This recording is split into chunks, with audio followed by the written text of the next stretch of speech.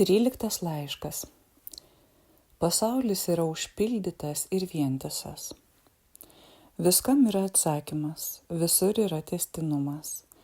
Viskas seka iš eilės, tik jums tai nėra taip akivaizdu, kad visur atrastumėte sąsajas, papildymą ir balansą. Žemėje nėra tuštumos ir nėra trūkumo. Viskas gražiai papildo ir persidengia sluoksniais.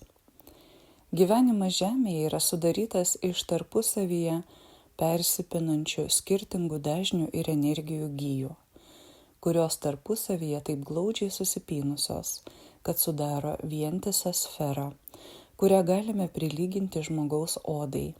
Ji yra vientisa. Žmogus plika akimi negali pamatyti kanalų, kuriais teka gyvybinės maitinančios srovės. Kaip ir žmogaus kūno, taip ir žemės centre plaka širdis. Žemės širdis spinduliuoja tyrą meilę ir priėmimą.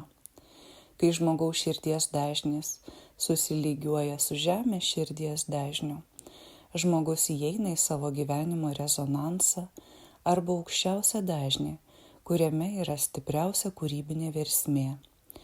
Žemės širdis kaip kamertonas nuolatos skleidžia vienodą vibracinį dažnį ir laukia atsirandant sąskambiui.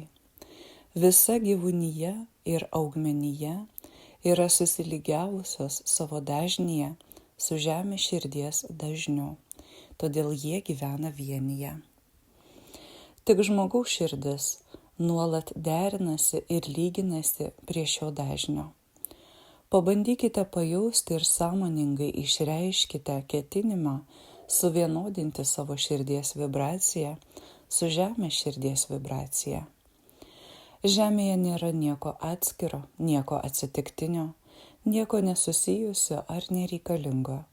Nėra nei vienos pasaulio vietos, kuri turėtų pabaigą ir nepereitų į kitą vietą. Nei vienos situacijos, kuri būtų baigtinė ir neperaugtų į kitą. Nei vieno dalyko, kuris būtų nuo visko atskirtas ar su kažkuo nesusijęs. Nėra nei vieno žodžio, kuris neturėtų įtakos ir nekurtų tęstinumo. Įsivaizduokite žmogų kaip vieną odos ląstelę, o visą žmogaus kūną kaip žemę.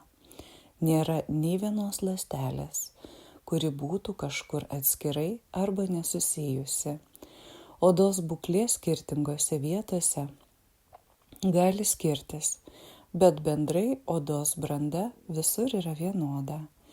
Neatskirkite savęs nuo kito žmogaus ir negalvokite, kad jūsų veiksmas nepaveiks kito žmogaus ir bendros žmonijos būsenos. Jūs esate vienis. Išjauskite tai ir susilygiuokite su aukščiausiu žemės dažniu, žemės širdies dažniu.